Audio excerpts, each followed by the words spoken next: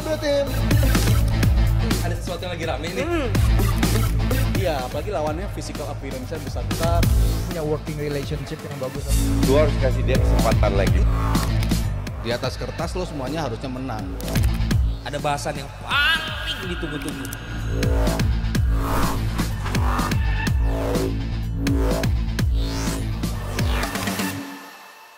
Acara ini dipersembahkan oleh Tapi juga kita akan melihat bagaimana ada beberapa punggawa dari skuad Garuda yang mungkin masih belum mendapatkan klub. Dan ini juga kesempatan di International Matchday kali ini, dua laga yang begitu seru antara China dan juga Jepang menjadi ajang etalase bagi pemain sekelas Tom Haye mungkin yang coba menarik minat tim-tim yang nggak cuma dari Eropa dan juga Eredivisie, tapi juga mungkin tim J-League atau mungkin justru tim Liga Indonesia yang menurut Pak Erik tidak ada salahnya untuk beberapa nama yang nanti mungkin akan berpindah klub juga dilirik oleh tim-tim yang beredar di Liga 1, karena Patrick Kluivert juga sudah menaruh respect terhadap pemain-pemain seperti Ricky Kambuaya, pun juga dengan misalnya Beckham Putra yang menjadi adisi-adisi, seperti juga Sayuri Bersaudara yang tampil baik di Liga 1 kemudian mendapatkan kesempatan tampil di timnas senior. Iya, memang ini menarik ya isu ini, bahwa pemain-pemain seperti yang punya kualitas dan kita anggap memang menjadi pilar di timnas kita, justru sekarang malah mereka gamang ya karena nggak punya klub lagi ataupun sudah lepas dari klub yang di Eropa, sehingga banyak tawaran-tawaran termasuk juga dari Liga 1 juga ya. Ya kalau gue pribadi sih pengen dia tetap mereka ini siapa, Tom Haye terus Sandy Walsh ya atau Sen Patinama ya. Walsh di F Marinos. Iya. Shane udah bergabung di Buriram kan, ya. Mungkin Strike yang akan berpindah dari. Nah itu dia, jadi kan ini stressingnya ke Rafael Strike dan juga Tom Haye ya. Ini kan yang satu pemain muda yang masih punya progres ataupun juga proyeksi jauh ke depan, tapi posisinya masih terancam, nggak bisa existing lagi di Australia. Kemudian Tom Haye yang dari sisi usia ya memang nggak muda lagi, tapi dari kualitas kita tahu, kita sangat yakin dia punya sesuatu yang bisa ditawarkan dimanapun gitu. Menurut gue sih sebaiknya dia tetap ada di luar, jangan di sini ya, jangan di sini. Karena kita tahu lah environment sepak bola kita seperti apa, walaupun kita nggak mengecilkan perubahan yang sudah dilakukan oleh PSSI maupun juga Liga saat ini, tapi supaya menjaga level competitiveness mereka tetap baik, tetap ada di tetap ada di atas, lebih baik mereka main di luar. Lebih baik main di Thailand menurut gue sih, nggak ada masalah. Kalau Thailand kan tiernya memang di atas kita kan ya, dan pemain-pemain kita yang di sana ternyata bisa perform juga. Asnawi, Arhan itu kan bagus ya. Terus nanti kalau ada pemain diaspora kita yang main di Thailand ya nggak ada masalah. Jadi kalau gue pribadi ya semoga aja dia dapat klub, jangan di sini gitu. Memang di sini menjanjikan lah, surga lah kalau buat pemain asing ya, surga lah. 8 pemain asingnya apalagi tahun depan 11. Wah, surga lah. Tapi kan kalau main buat tim kayak Bali United ya. Tapi kan kalau untuk karir ya lu kalau udah di sini ya selesai gitu maksudnya. Jadi mumpung masih punya waktu memaksimalkan sisa prime-nya yang ada, khususnya Tom Haye ya, mudah-mudahan dia dapat klub di luar gitu. Ya, dan ini menarik karena Tom Haye adalah pemain yang paling penting juga nih di lapangan tengah. Dan kalau mungkin dia masih kesulitan, mungkin juga dari segi umurnya yang lagi membuat tim-tim di Eredivisie mulai berpikir. Tapi peran dia untuk Almere City misalnya untuk memegang peran yang sangat luar biasa, influence-nya untuk kreasi dan juga bagaimana mereka coba untuk menekan lawan. Tapi justru ini menjadi keadaan juga mungkin bagi dirinya bumerang karena tadi usia tidak muda lagi dan market untuk dia mencari tim di Eredivisie mungkin sudah mulai menipis. Apakah mungkin dia akan berpindah ke Championship Division misalnya atau juga menuju ke Serie B di Italia untuk bisa melanjutkan karirnya, karena kan tim-tim besar di Serie B juga ada, pun juga dengan misalnya ownership Indonesia di Oxford yang mungkin juga tertarik untuk bisa mendatangkan Tom Haye di lapangan tengah dari Oxford. Iya, atau Eerste Divisi, divisi keduanya Belanda atau tim promosinya Belanda. Nggak masalah gitu. Kita tahu dia main di Almernya degradasi gitu, tapi kan di setiap week dia rapor tertingginya kan selalu Tom Haye di tim itu kan. Artinya dia selalu perform di level yang tertinggi, tapi surroundings dia nggak bisa ngebantu dia untuk bisa ngangkat tim ini bersama-sama gitu. Kayak Bruno Fernandes juga dia kadang-kadang. Dia, tapi kalau kita ngelihat dia frustrasi peran dia di Almer dengan first touch-nya, umpan-umpannya dari jauh, selalu bisa nemu pemain di depan, itu kan nggak hilang touch-touch seperti itu gitu, dan itu akan selalu bisa ditawarkan oleh Tom Haye. Walaupun mungkin menit mainnya udah nggak sampai ke 90 gitu ya. Tapi in 60-70 minutes ini pemain masih on top of his class lah kalau kita bicara pemain tengah. Cuman ya di mana posisinya nanti dia akan bermain. Ya kalau tadi gue bilang ya Eerste Divisi nggak masalah juga sebetulnya, atau nanti klub yang promosi dari divisi 2 Belanda yang naik ke 1 untuk mencari pemain baru, mungkin dia menjadi salah satu edition yang cukup pantas. Lalu tadi sempat disebut ada Serie B, ada Championship, itu tim-tim yang masih bisa lah mendapatkan kualitas yang ditawarkan oleh Tom Haye. Tapi gue yakin sih ya Pak Erik nggak tinggal diam nih melihat situasi kayak gini, karena kita makanya tadi gue link ke Oxford juga. Iya, karena gue berkaca dari apa yang sudah dilakukan oleh kita ya, misalnya membantu Rafael Strijk bisa ke Brisbane.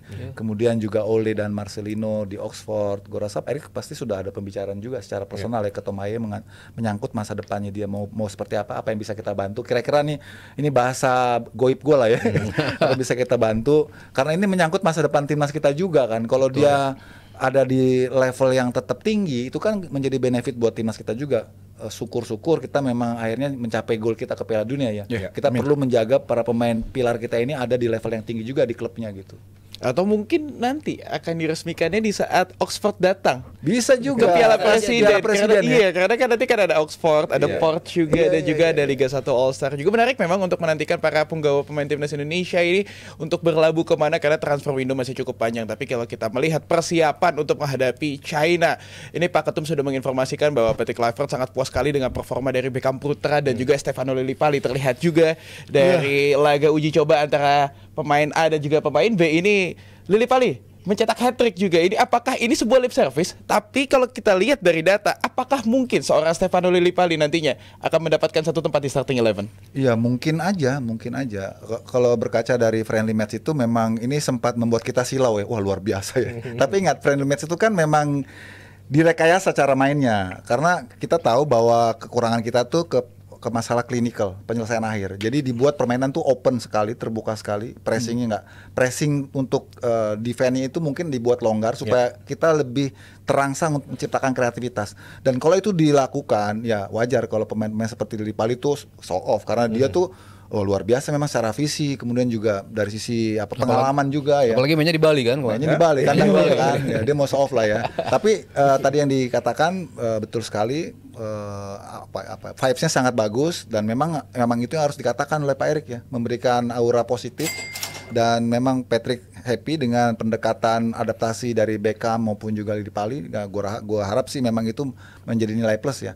Dan kalau untuk peluangnya Lillipali lebih besar menurut gue dibanding Beckham untuk dimainkan, karena ya tadi dia punya pengalaman, dia udah secara kultur dia Belanda juga kan, jadi dan dia punya skill yang spesifik, kemampuan dan juga visi dia untuk mendeliver bola ke depan, dan dia juga tajam juga dalam eksekusi. Jadi ya kemungkinan dia untuk bisa main ya besar juga gitu. Iya, potensi kemarin di latihan juga beberapa patterns of play yang akan membuat dia bersinar juga coba dikembangkan oleh Kluivert, pun juga bagi Beckham, bagi Ricky Kambuaya, bagi Sayuri bersaudara untuk bisa diintegrasikan dengan tim yang sudah mungkin tampil bersama-sama dalam durasi yang lebih panjang. Dan juga kita melihat situasinya sekarang bagi tim ini dengan keadaan di papan klasemen kembali dengan berbagai permutasi yang bisa terjadi dengan hasil positif. Kalau saja mampu meraih kemenangan atas China, tentunya round keempat sudah berpotensi dikunci, tapi juga masih ada potensi menjaga automatic qualification. Tinggal bagaimana menghadapi Jepang nanti dalam laga away. Jadi segala kemungkinan masih terjadi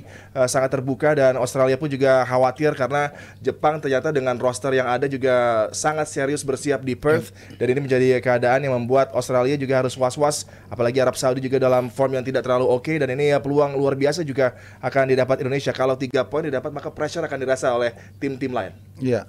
Kalau dari hitung-hitungan kita kalau menang lawan Cina, kemudian Arab bisa membuat Bahrain nggak menang, kita otomatis udah lolos fourth round. Tapi ini kan pakai selisih gol nih, Di. Jangan sampai kita hanya kalah ya, kita hanya kalah terus Bahrain ini menang. Waduh. Jadi di ujung kan penentuannya, di ujung Bahrain lawan Cina, yang Cina udah nggak punya peluang gitu kan. Nah, itu gua agak ngeri tuh. Sementara kita lawan Jepang, walaupun Jepang udah nothing tulus, tapi Jepang ya Jepang gitu. Ya semakin banyak kita dibobol, semakin besar minus kita gitu kan. Itu yang agak sedikit mengkhawatirkan. Cuman kalau ya gue harapannya sih Arab Saudi ngalahin Bahrain lah. Iya, Karena semimpi-mimpinya kita bisa lolos ke round 2 ke posisi kedua automatic qualification, kayaknya too good to be true. Gue selalu bilang seperti itu gitu kan. Kita selalu bicara Jepang pot 1, Australia pot 2, Arab pot 3.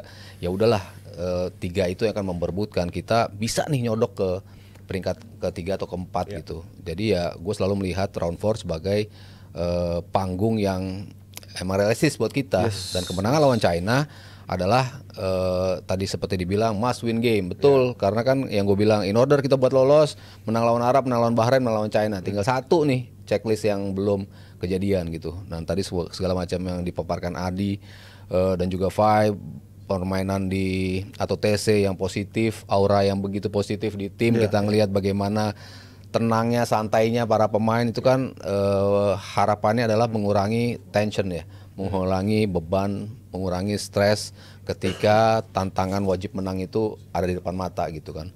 Cuman ya gue cukup positif melihat apa yang terjadi pada tim ini.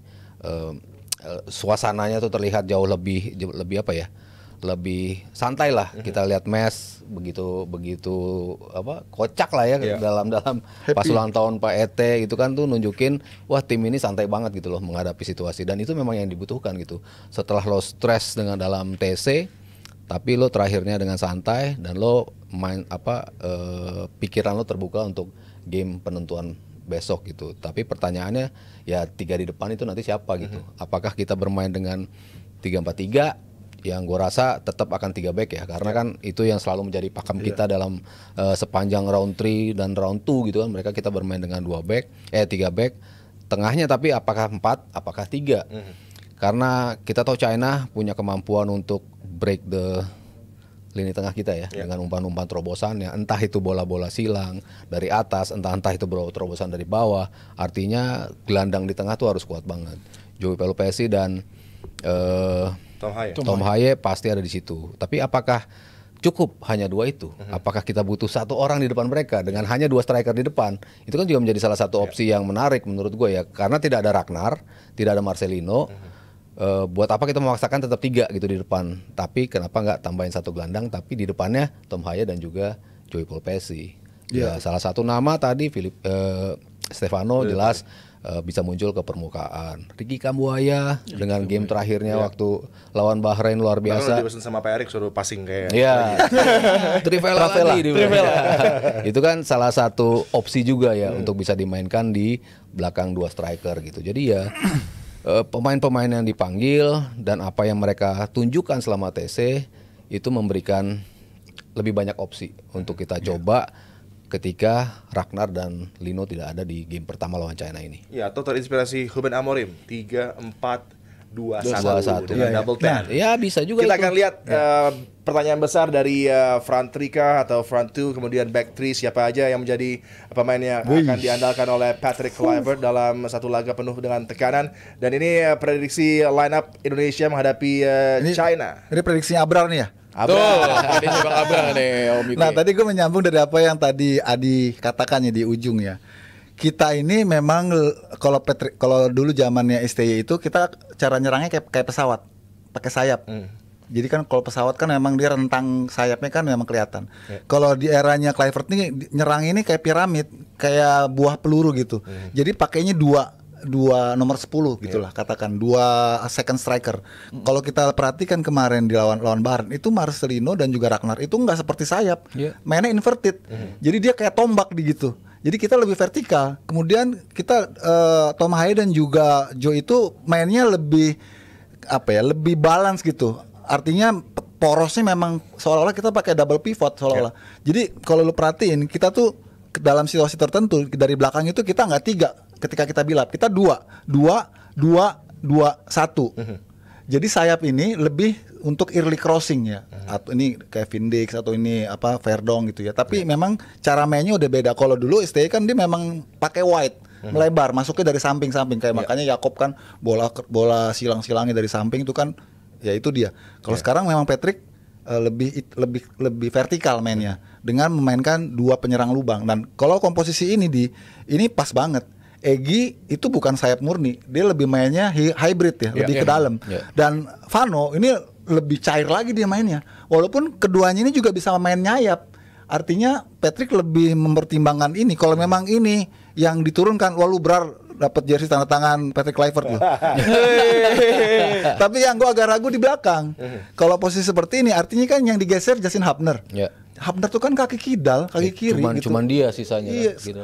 Pertimbangannya apa gitu? Mas ini ke kanan ya? Kanan. Iya, agak tricky sih. Kalau mau ganti misalnya ya ganti Rido. Kalau dari sisi kaki ya kan 3 back itu kan memang lu 3 center back itu berarti center back kiri itu ya harus kaki kidal supaya lebih efisien. Yang di kanan kaki kanan gitu.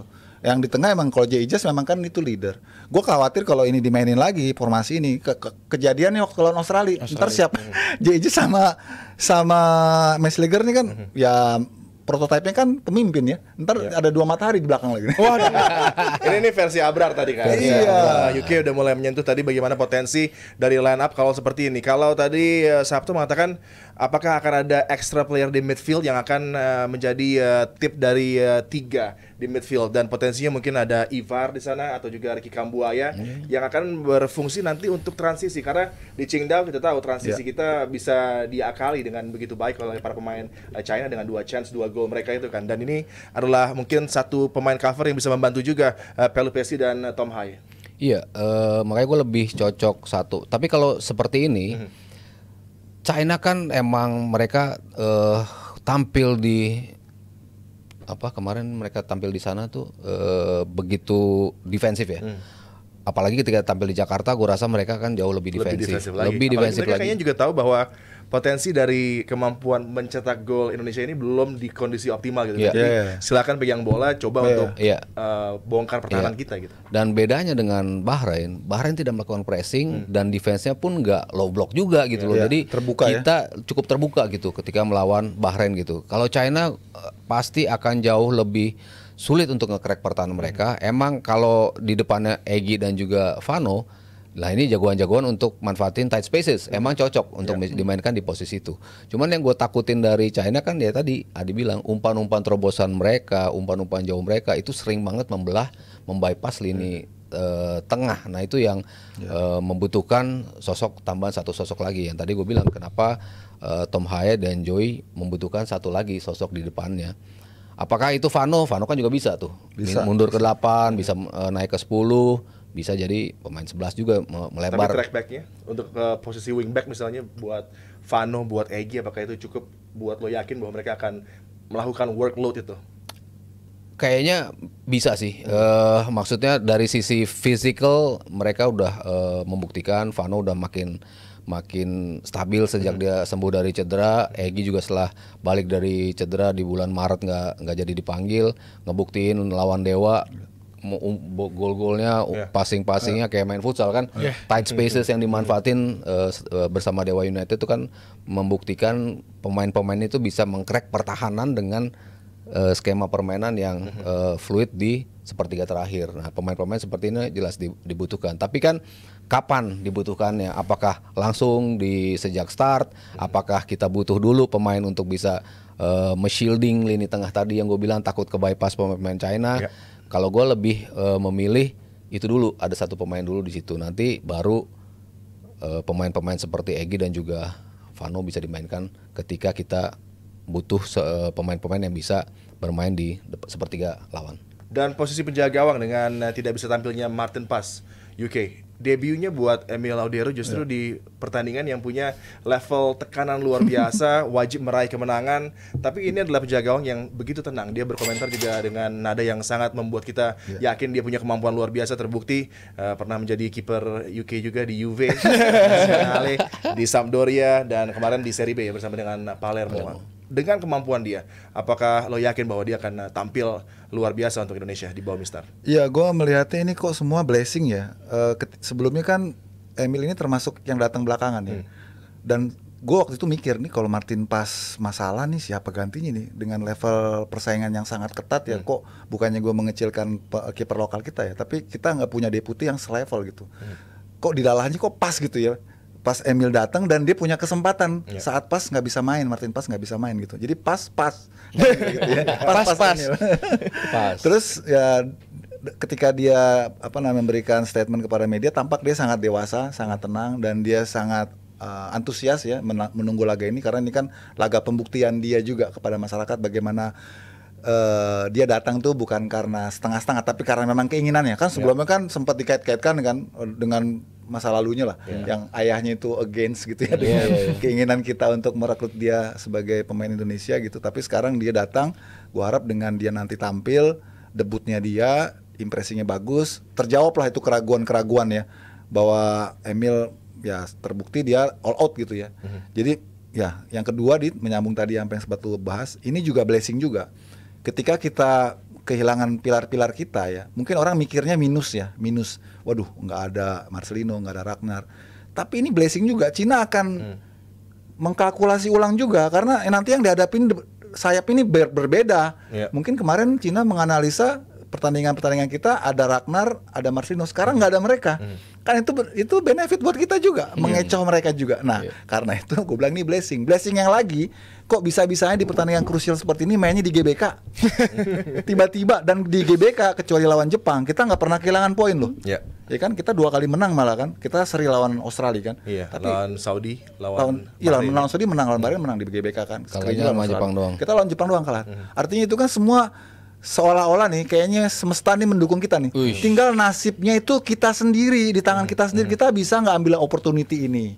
Maksud gue gitu loh, alih-alih orang berpikir ini itu, tapi semua takdir tuh kita yang nentuin. Kita udah dikasih benefit, dikasih opportunity, kita bisa nggak bungkus ini benar-benar jadi hasil yang konkret. Itu yang penting sih. Harusnya kita main di Stadion Mini Persikabo ya. Rapat, susah untuk perkembangan tim China, ditekan dari awal. Tapi Arhan nggak bisa ngelempar tuh. Iya, itu masuk ke gawang. Tapi yang main di tengah Ricky Kabuaya sama Egy pasti di Dewa United. Udah kenal ya. Iya. Tapi it's like a Godsmack lah, maksudnya ini semua ini udah terbentuk sampai akhirnya kita bertemu esok hari di GBK menghadapi Cina, dan pelatih dari China Ivan Kovic juga sudah sesumbar sebenarnya, karena posisi Cina yang sebenarnya tidak terlalu diuntungkan, mereka akan bermain dengan 10 striker. Ini hanya sesumbar atau memang ini cywar dari seorang pelatih China ini? Bercanda lah. Dulu kan juga gitu kan, waktu menghadapi kita kan juga dia ngangkat tim ini, mengatakan bahwa ya mereka lebih baik lah, mereka nggak pernah kalah, sementara Cinanya 3 kali kalah kan sebelum ketemu kita, tapi ujung-ujungnya kita kalah sama mereka gitu kan. Jadi ya cywar itu selalu akan dimunculkan gitu, tapi ya fokus lah. Tadi Yuki udah bilang ini di tangan kita gitu loh, kesempatan. Entah itu nanti kita punya peluang akhirnya Australia kalah juga, kayak gitu-gitu tuh yang nantinya lah kok kita bisa lolos langsung lah. itu kan lain cerita lagi. Tapi kan gimana caranya kita 3 poin ini yang in order, yang selalu gue bilang 3 laga di GBK harus kita ambil supaya kita bisa lolos ke round berikutnya, dan itu yang harusnya ada di fokus kita, itu doang. Dan menurut lo UK, apa yang membuat kita harus khawatir dengan squad China, dengan adanya mungkin beberapa pemain yang juga di pertemuan pertama tampil, kali ini tidak ada, tapi juga beberapa nama yang mungkin sudah begitu senior yang akan coba ditampilkan oleh China besok. Yang dikhawatirkan diri kita sendiri sebetulnya, bukannya Cina ya. Bagaimana mood para pemain ini dijaga sebaik mungkin, mentalitas mereka harus benar-benar dipastikan ready gitu ya untuk laga ini. Kemudian dukungan penonton juga harus dipastikan intimidatif sama Cina. Gitu ya. Gimana caranya suasana itu dibuat seperti neraka lah ya. Kita tahu kalau GBK ini kan humidity-nya kan sangat tinggi sekali ya, kepadatan ataupun kelembapannya segala macam. Yang gue takutin itu aja sih, bagaimana kita bisa menghandle diri kita sendiri, karena sekarang lawan kita itu sebetulnya diri kita sendiri nih. Karena semua udah pressingnya itu sangat tinggi nih. Lu harus menang. Ini kan tentu suka nggak suka ikut memberikan psikis juga buat kita. Nah, bagaimana kita bisa mengovercome ini, tantangan ini dengan dijawab secara secara konkret lah hasilnya gitu loh. Kalau lawan sih, gue rasa kita sudah tahu lah bagaimana kelebihan dan kekurangan mereka. Bahkan mereka yang sekarang nggak tahu kita punya amunisi baru gitu kan. Nah itu kan yang harusnya kita bisa maksimalin. Ya, Sabtu lo ngeliatnya chance bagi Indonesia dengan mungkin dari segi attacking masih banyak yang harus bisa diperbaiki. Oleh Robben ini memang impresif ya, di 2 laga dia melakukan aksi pembukanya dengan sumbangsi golnya, tapi juga melihat bagaimana pertahanan ini yang masih banyak celah di sana. Dan kita lihat statsnya ada 14 gol dari 8 laga di grup stage ini mereka kebobolan, dan di 5 pertandingan terakhir 10 gol yang sudah masuk ke gawang dari Indonesia. Ini yang harus diperhatikan. Tapi kalau kita lihat perkembangan menghadapi Bahrain, ini luar biasa. Bahrain hanya punya 1 peluang untuk bisa mengganggu pertahanan Indonesia di laga menghadapi Indonesia, dan ini sudah menjadi satu upgrade yang luar biasa dari sistem pertahanan yang dikembangkan oleh Kluivert. Iya, kemarin lawan Australia juga Australia nggak banyak peluangnya, tapi golnya banyak. Semua. Tapi gol semua. Set piece ya. Set piece terutama, yaitu yang salah satu yang harus kita mastering lagi. Set piece. China kan juga bilang salah satu cara untuk bisa mengalahkan kita adalah dengan counter dan juga bola-bola mati, terutama corner kick. Banyak kita kebobolan dari corner kick. Jepang, siapa namanya? Australia, Bahrain bahkan waktu kita main di sana kebobolan juga lewat corner kick. Itu salah satu PR. Cuman kalau kita melihat lini pertahanan, terutama yang ya kemarin di DPI gue bilang kasih kesempatan buat Mes, banyak yang bilang jangan, tetap aja Rido. Ya itu kan memang tergantung form of the day-nya siapa yang akan tampil. Menurut gue either Mes, either Rizky Rido pasti akan memberikan penampilan yang terbaik, karena yang penting adalah di depannya sekarang kita punya defensive midfielder yang memang dari sisi kualitas lebih baik dengan Jadi pembeda ya. Jadi pembeda. Apakah gol-gol yang masuk itu karena dulu kita nggak punya defender seperti itu? Bisa jadi juga. Sementara kalau kita lihat sebagus-bagusnya Ivar Jenner, sebagus-bagusnya Nathan bermain di situ, jelas mereka masih tidak sebagus Joey Pelupesi dalam memberikan keamanan dan juga kenyamanan bagi shielding pertama sebelum sampai ke 3 terakhir. Ketika lewat chemistry antara 3 back itu ya yang terbukti sudah semakin matang, ya jelas komposisi Rido, Jai dan juga Hubner. Tadi gue setuju dengan apa yang dikatakan UK, kalau mau menggantikan satu ya mesti di posisinya Rido yang diganti either Mes atau Rido yang ada di situ. Tapi Hubner jelas harus ada di situ. Perlu juga pemain yang geprak-geprakin pemain Cina, perlu ada tuh dalam wujud menit-menit awal tuh ya. Iya, menit-menit awal ngasih apa ya? Cywar lah, itu mental lah ya, gertak mental di awal tuh. Dan juga yang penting adalah kaki kirinya. Nah, itu yang pasti tim pelatih sudah tahu lah siapa yang akan terbaik, pemain-pemain yang bakal dipasang besok. Ya, kita positif dengan persiapan yang sudah sangat optimal dari mulai di Bali, di Jakarta, dan pemain di situasi yang begitu rileks menjelang laga yang sangat vital.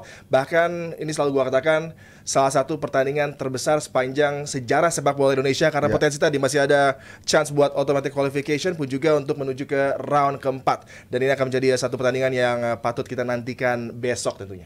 Besok di jam 20.45 dan juga Jebret Media akan mengadakan live reaction pastinya di jam 4 sore bersama dengan Live Boy. Nanti juga akan diramaikan oleh Vaniko Soekarno, Nesa, lalu ada Bapak CEO dan juga Greg Wu. Kalau tidak ketinggalan ada gestar kita, ada Coach Ricky Nelson. Tapi kita mau bacain saweran lagi. Ada saweran lagi Bang Abrar. Oh ada ya, ini dari Kevin 25.000. Terima kasih banyak Kevin. Kalau Madrid menang klub World Cup, apa masih ada potensi Mbappe Ballon d'Or atau udah fix Dembele? Waduh. Nih doyan nih. Sama kayak gue. Kayaknya kalau World Cup antar klub itu nggak dihitung kali ya. Dan udah lewat kan perhitungan. Kalau yang biasanya dikatakan sih. Tapi nggak tahu. Tapi katanya masuk sih. Oh masuk malah. Katanya masuk. Ya kalau masuk kan, kalau kita ngelihat game ini kan beda ya. Ada grupnya, ada 16 besarnya, 8 besarnya itu. Kalau ada yang beda lagi, niat dari setiap pemain yang main. Lo bermain pengen liburan semua kan? Iya kan, lo bermain bukan lagi cuman 2 kali seperti sebelumnya gitu kan, terutama buat tim-tim Eropa yang selalu udah dari semifinal, tinggal main di semifinal dan juga final gitu kan. Sementara lo harus main dari awal gitu. Tapi kan ini ngasih kesempatan buat ya nunjukin kelas lo. Dan ketika kita bisa melihat mereka bermain, terutama ada yang eksepsional di knockout stagesnya, itu kan pasti ada salah satu kalkulasi juga tuh buat melihat. Cuman kalau gua harus nunjuk pemain yang paling cocok, apapun itu ya gue tetap melihat Dembele sih sebagai sosok yang paling pas. Ya akhirnya beli jersinya pas lah akhirnya. PSG juga soalnya tinggal di name setin aja mau Due apa Dembele. Tapi ada lagi saweran dari Davish 25.000. Terima kasih banyak Davish. Mas Aryo, sebagai fans Barca lebih pengen Luis Diaz atau Rashford? Karena rumornya 2 orang itu. Kalau disuruh pilih, Luis Diaz lah wong. Luis Diaz. Dulu kan itu kan ini kan Nico Williams kan yang dicari di posisi kiri. Tapi kalau Rashford kan kayaknya nggak bisa involve dalam permainan gitu. Sementara Luis Diaz pemain yang bisa involve dalam permainan. Dan kalau suruh milih ya gue milih Luis Diaz lah. Luis Diaz ya. Tapi si Liverpool juga jangan dong lepas dia. Nah, Liverpool ambil Rashford. Jangan ya. Liverpool Florian Wirtz. Oh, iya. Tapi dia berjanji nggak akan ngambil Nomor 10. Udah bikin klarifikasi dia ya di story ya. Jadi jangan rame-rame buat Padahal pendukung McAllister 20 juga nggak apa-apa. Nggak apa-apa. Argentina Nggak apa-apa ya. kan Keluar tuh. Iya, Argentina kan 20 aksi dia. terbaik. Nggak ada yang salah sebenarnya dengan nomor punggung, tapi ada lagi saweran ini. Dudung 50.000. Terima kasih banyak Dudung. Ini jarang-jarang nih nanya. Bung Adiani besok siaran sama Coach RD lagi nggak? Oh iya, Pas pasti, lawan pasti. Bahrain analisa Coach RD akurat banget soalnya. Oh iya, one of the best lah Coach RD. One of the best. Dipancing langsung dia bisa Iya. mengeluarkan isi kepalanya lah dengan sangat baik. Dan Jebret Tim juga bisa menyaksikan Jebret Talks Bapak CEO bersama dengan Coach RD masih ada di YouTube dari Jebret Media TV. Masih ada saweran lagi, banyak juga yang ngisi sawerannya. Terima kasih banyak ya Jebret Tim yang ini 25.000 dari Budi. Tolong bahas dong efek negatif paspor Indonesia untuk pemain diaspora dalam mencari klub di Eropa. Mungkin Om Yuki seperti apa Om Yuki? Kalau setahu gua ya, pemain yang besar di Eropa itu nggak terkalkulasi sebagai pemain itu karena mereka kan kayak home ground gitu ya. Mereka misalnya pemain berpaspor Afrika gitu ya, tapi mereka dari akademi dari kecil gitu, mereka mainnya di Eropa gitu. Ya udah, mereka Nggak hitungannya dihitung pemain Eropa gitu. non UI ya? Ya, mereka nggak termasuk kalkulasi pemain non Uni Eropa gitu. Kecuali Rizky Ridho Yang baru mau berangkat ibaratnya ya. Itu pasti ada hamper yang besar banget gitu. Tapi pemain-pemain yang besar di Eropa, mereka nggak masuk kalkulasi non Uni Eropa. Setahu gue seperti itu. Sudah menjawab ya bagi Jebret Tim, dan juga ada pesan ini dari Nurindo 25.000. Sehat-sehat semuanya, semangat terus. Terima Top kasih class, banyak, semangat. top class Nurindo. Top Terima class. kasih juga kepada semua Jebret Tim yang sudah menyaksikan Dewan Pandit Indonesia edisi live di hari Rabu. Terima kasih banyak Paman Adiani. Thank you. Terima kasih banyak Om Hair. Terima kasih banyak Om Yuke. Sama-sama. Terima kasih banyak juga kepada Live Boy, Awi, dan juga PT Mitsindo Visual Pertama. Gue pengen ngingetin sekali lagi, besok di jam 4 sore live reaction Timnas Indonesia menghadapi China di Jebret Media TV akan diramaikan oleh Vaniko Soekarno, Nesa Novika, Bapak CEO Valentino Jebret Simanjuntak, Papa Greg Ngokolo, dan juga Coach Ricky Nelson. Tidak ketinggalan juga DPI Muda yang akan melaporkan langsung keadaan dari Stadion Utama Gelora Bung Karno. Kita ketemu besok di jam 4 sore. Bye-bye Jebret Tim. Halo Jebret Tim. Ada sesuatu yang lagi rame nih. Iya, apalagi lawannya physical appearance-nya besar-besar, punya working relationship yang bagus. Lu harus kasih dia kesempatan lagi. Di atas kertas lo semuanya harusnya menang. Ada bahasan yang paling ditunggu-tunggu.